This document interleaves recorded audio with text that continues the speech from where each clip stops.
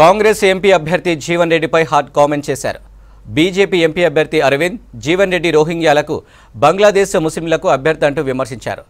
తాను హిందువులకు అభ్యర్థినంటూ తెలిపారు అరవింద్. రోహింగ్యాల కోసమే జీవన్ రెడ్డి మాట్లాడుతున్నారని మండిపడ్డారు. జగిత్యాలలో ఏర్పాటు చేసిన బీజేపీ కార్యకర్తల సమావేశానికి ముఖ్య అతిథిగా హాజరయ్యారు అరవింద్.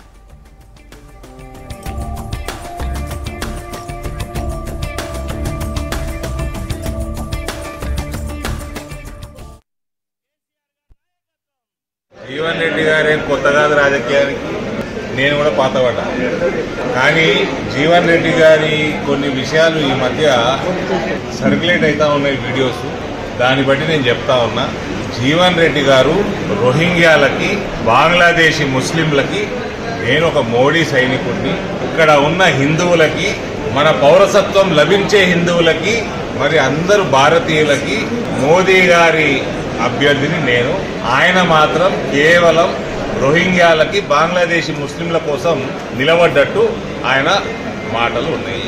దీన్ని జగిత్యాల ప్రజలు ఏ రకంగా జవాబు చెప్తారో మీరు 4 జూన్ నాడు తెలుస్తుంది.